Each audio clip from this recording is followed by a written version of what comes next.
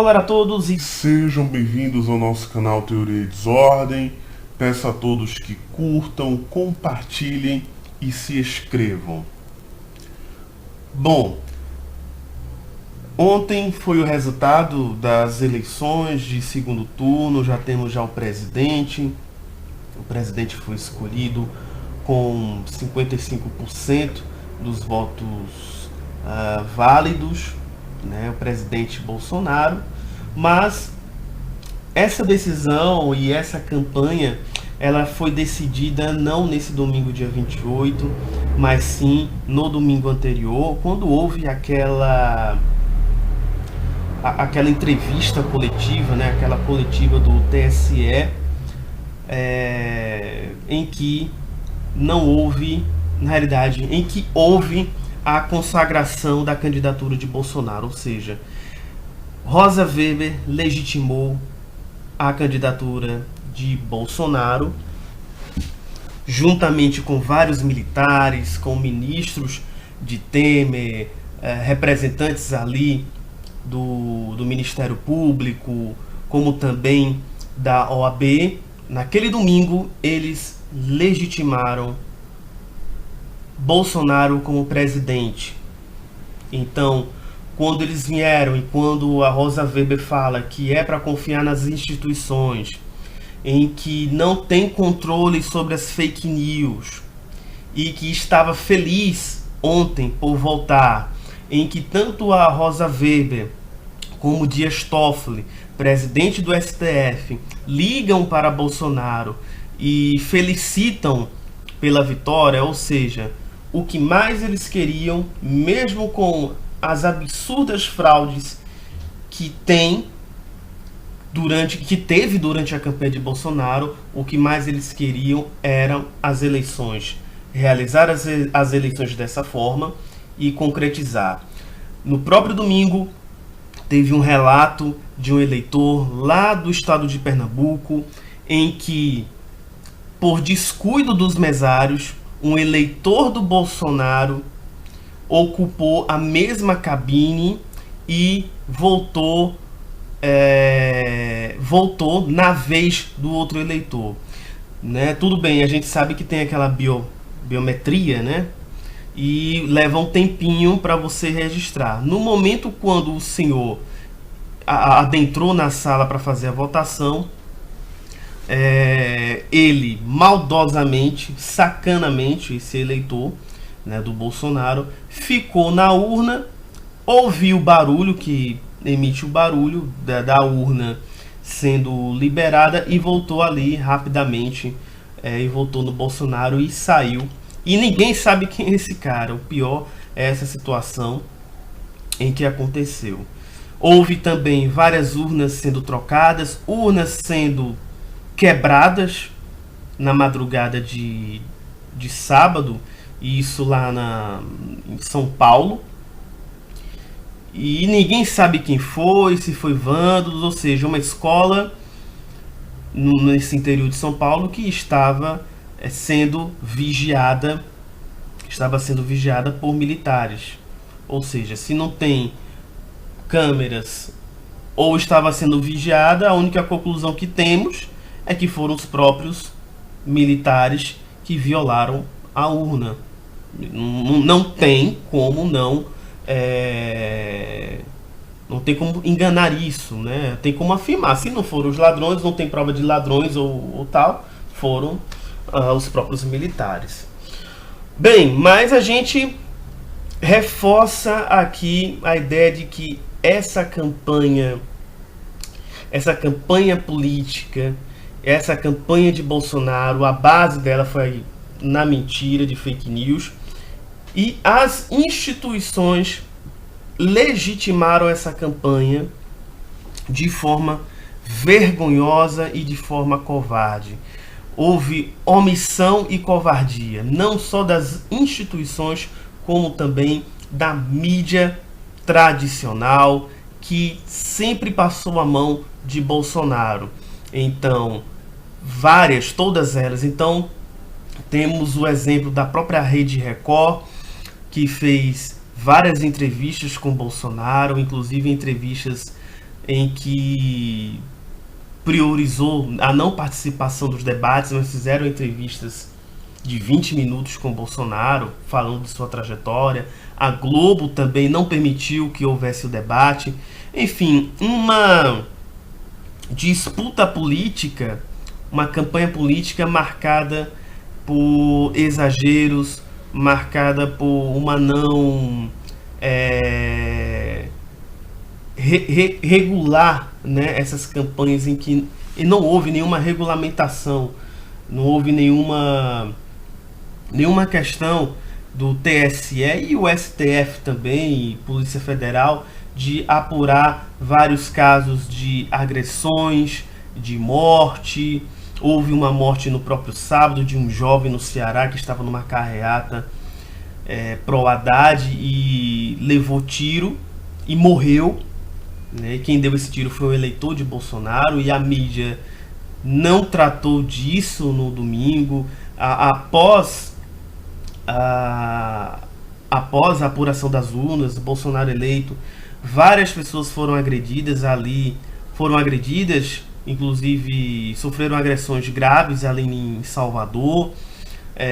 Teve uma criança que morreu porque um dos eleitores de Bolsonaro deu um tiro para cima, e para quem não sabe, a bala sobe e desce, né? A bala não vai para o espaço, né? Mas na cabeça de alguns acéfalos, né, você atirar para cima, essa bala vai para o espaço e não sabe que essa bala pode voltar, e aconteceu que infelizmente essa criança morreu com essa bala.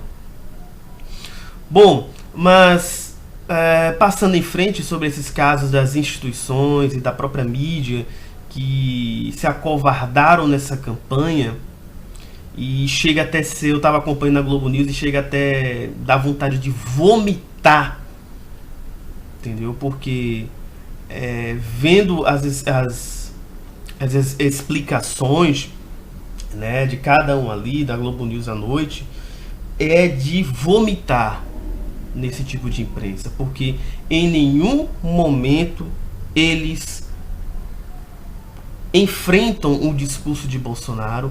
Toda vez eles tentam relativizar e achar que é no campo normal. Agora, quando recebem a notícia da imprensa internacional, eles ficam numa situação desconfortável. Outro também que dá uma vontade de vomitar é aquele Diogo Maina. E aí eu queria entender que, como um editorial de jornal permite que um dos comentaristas faça uma acusação tão grave contra um partido político, não só da Globo, mas como dos outros.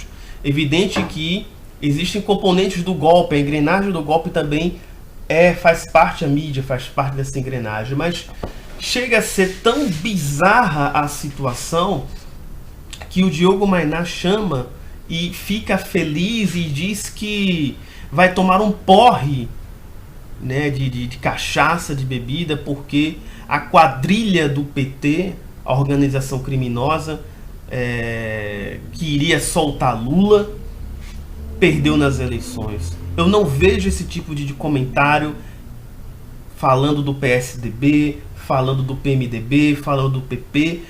Infelizmente, essa prática, esse discurso de dizer que o PT é uma organização criminosa, ela está na boca dessa mídia tradicional. E eu gostaria de ver muito uma posição da direção do PT em colocar na justiça, porque isso não é uma questão de denúncia, isso é uma difamação, e essa difamação precisa ser combatida. Isso não tem nada a ver de liberdade de expressão. Você pode ter sua liberdade de expressão. Agora, uma liberdade de expressão para você falar merda, para você falar o que você quiser, então você tem que assumir as consequências, assumir o seu discurso, assumir a sua fala. Então, quando ele diz, e a imprensa fala que a quadrilha, o PT é uma quadrilha, tem que assumir também essas prerrogativas, mas prerrogativas de que de que se porventura o PT, a cúpula do PT entrasse com ações na justiça, e que deveria, porque no meu caso também eu não aceitaria de ser chamado, de ser caluniado e aceitar de boa. E acho que certas situações no PT vêm muito na normalidade, achando que a democracia ela vai se curar por si só. O ambiente é totalmente de escuridão, o ambiente é de hostilidade. Mas eu vou chegar nesse ponto aí, e vou chegar um pouquinho à frente das falas do Haddad, no discurso dele pós-derrota. Mas muita gente cobrou nessa última semana uma posição de Ciro Gomes. E convenhamos, foi a maior decepção nesse segundo turno a posição do Ciro Gomes. Eu compreendo muitíssimo bem a posição de Ciro Gomes. Eu posso até concordar no posicionamento dele, mas nesse momento, nesse ambiente que nós estamos, em que a democracia está sendo violada e ameaçada, não se pode traçar planos ou ficar sentado com a bunda no sofá esperando 2022. Nós não sabemos, e o problema da cúpula do PT foi achar que as eleições vão resolver tudo, ou achar que vai resolver tudo, ou achar que o Bolsonaro seria o melhor adversário para ser combatido. Não. O diálogo não, mas a resistência, o plano de resistência já deveria ser construído há muito mais tempo. E o Ciro Gomes, partindo desse ponto, de uma resistência de agora, deveria ter tomado posicionamento e ter declarado apoio ao Haddad, porque nesse momento não você está apoiando o PT, mas sim está apoiando um plano de governo democrático e popular.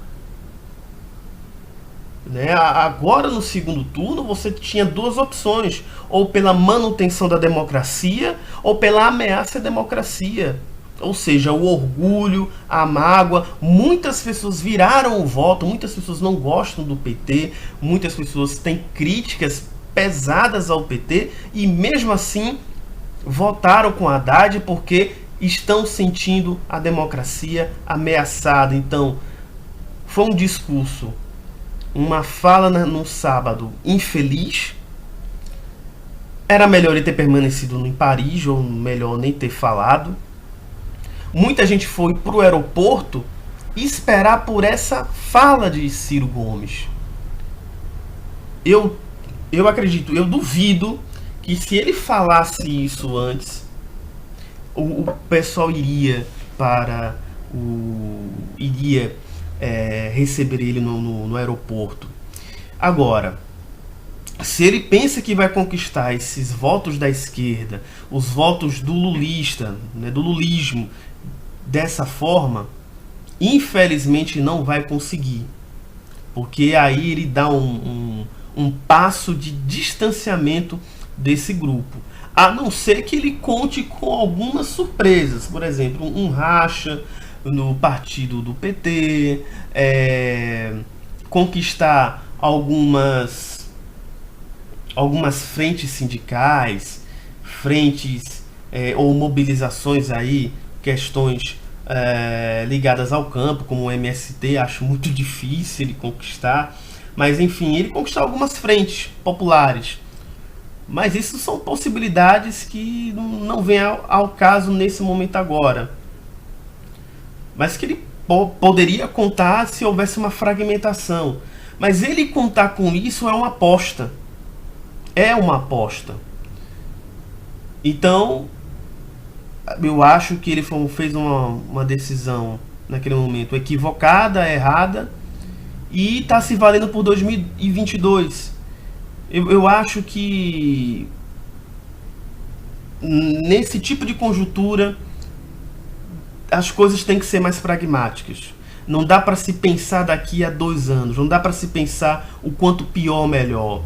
porque não pode nem existir mais 2022. E mesmo que se existir 2022, existir novas eleições, o quanto de retrocesso, o quanto de atraso ocorreu nesses 4 anos, e aí quando a pessoa assumir, ou esse candidato assumir a presidência em 2022, vai assumir um rombo, uma destruição, que como é que ele vai consertar isso? Então a luta, se você tem munição para gastar, munição, AR-15, bomba atômica, enfim, todo tipo de munição, você tinha que descarregar agora.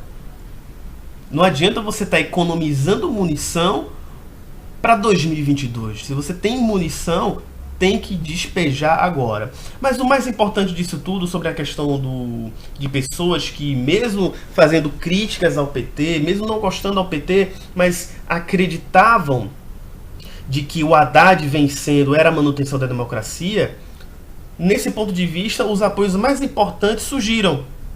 Dentre eles, o youtuber Felipe Neto, o ex-ministro Joaquim Barbosa, Rodrigo Janot. Lembrando que o Joaquim Barbosa era o que queria ver o Lula na cadeia na época do mensalão e combateu de frente o mensalão. O Rodrigo Janot também. Ou seja, personalidades de peso declarando voto ao Haddad. Esses, a memória, o registro histórico vai ser muito bem lembrado, porque tomaram uma posição consciente e favorável à democracia. Para mim, esses 3 foram um dos grandes e de vários outros que optaram por virar voto, e que a história vai ser lembrada. A história vai lembrar deles como o pacificador, alguém que lutou pela democracia. Agora, voltando sobre essa questão do discurso, se eu compreendo que nós estamos num estado de golpe, que as instituições permitiram que a campanha, que as instituições permitiram que essas eleições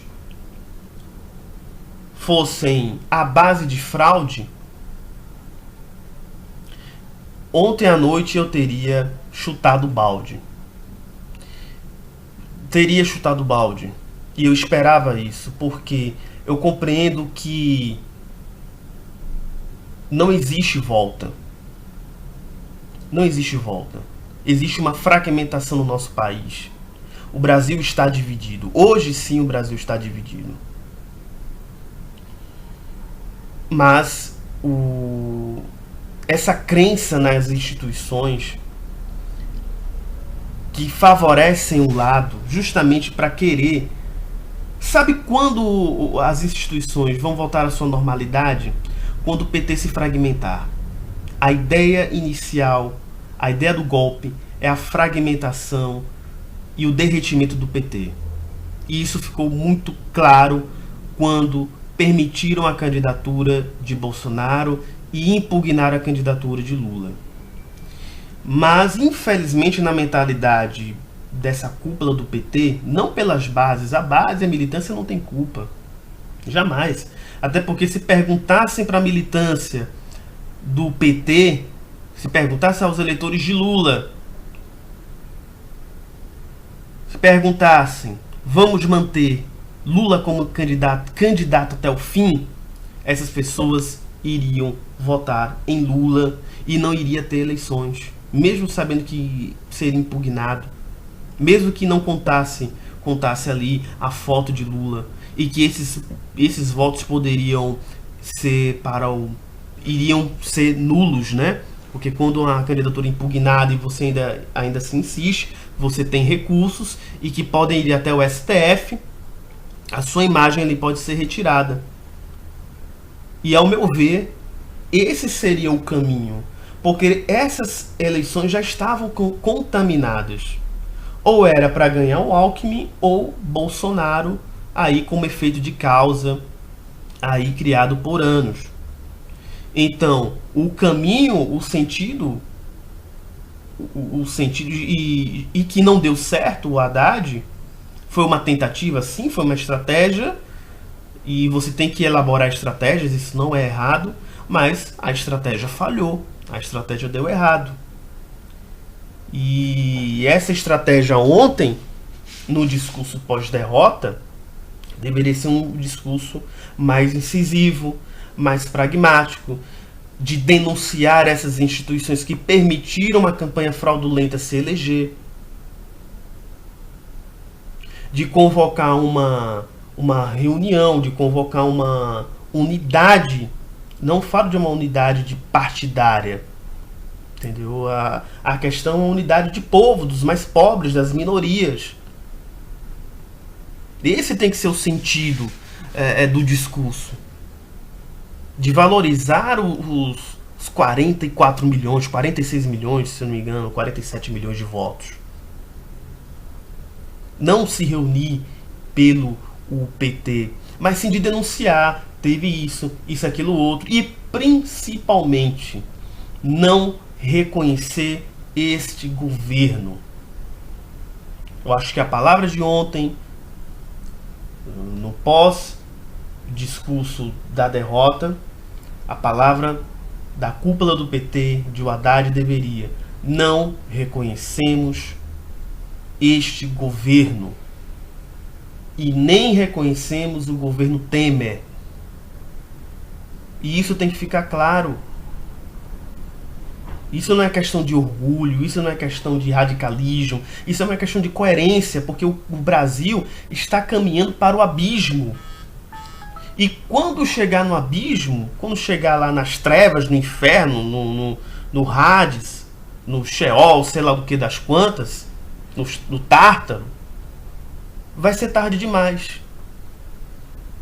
Se a gente ficar nessa de esperar TSE, de esperar STF, Ministério Público, quero saber quantas pessoas vão estar sofrendo, morrendo e sendo agredidas, porque já estão, porque o outro lado garante fazer guerra. E isso não estou querendo criar nenhum sensacionalismo, querendo apavorar, amedrontar, ou que vocês fiquem nervosos. Não, isso é declarado pelo outro lado. O outro lado quer exterminar os seus adversários, querem exterminar quem é de esquerda, progressista e principalmente quem é do PT. Eles querem varrer o PT. Se vocês não têm consciência disso, sinto muito, mas acordem. Acordem quando é tempo, porque amanhã já pode ser tarde demais. Ou se faz uma cisão política hoje, ou já era. E a crítica que eu faço à cúpula do PT e aos grandes lideranças progressistas, que até o momento não aprenderam essa situação, não aprenderam que durante 4 anos o PT sofreu um bombardeio, foi metralhado e perdeu as eleições por isso. Para você chegar numa eleição presidencial e observar o quanto você já sofreu, se a gente analisar por esse ponto, é uma vitória de conquistar 47 milhões. Porque o quanto que a mídia e as instituições bateram e massacraram no PT não era para existir mais. E olha que não foi pouca coisa. A Dilma foi impeachmentada, teve a Lava Jato, o Lula foi preso. Nem sabemos como é que vai ser agora a Lula. E não me admira se em janeiro colocarem ele numa penitenciária. E aí, vamos fazer o quê? Vão ficar na porta da penitenciária?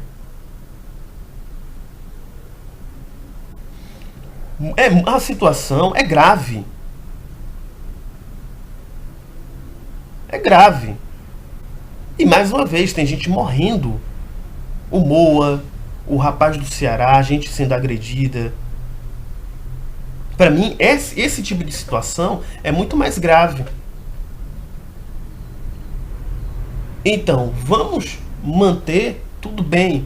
Mantemos a serenidade, mantemos vamos ver quais passos podemos dar, mas temos que ter a consciência que estamos numa luta. E que a gente não pode contar nem com as instituições. A gente não pode contar com nenhum deles. Porque eles estão trabalhando pro lado de lá, pro lado do adversário. Bem, gente, eu vou ficar por aqui. Falando sobre as lives que eu prometi fazer. Eu não consegui fazer. Eu vou ser bem sincero, porque eu passei esses 3 dias sem conseguir dormir. Muita ansiedade, então, para evitar, para não ficar falando achismos ou até mesmo falando besteira, então é melhor você se calar. Mas só hoje agora eu tô mais tranquilo para gravar. Vou tentar fazer lives, vou tentar fazer, e pra gente expor mais essa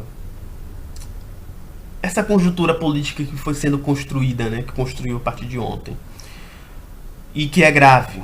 Ontem foi legitimado o Estado teocrático, legitimado pelas instituições e legitimado pelo povo. E é grave também como o discurso popular foi sequestrado pelo Bolsonaro. Como o Bolsonaro conseguiu sequestrar esse discurso? Bom, não se esqueçam do like, não se esqueçam de compartilhar. Espero vocês. Até a próxima, até breve e fiquem na paz. Resistência sempre.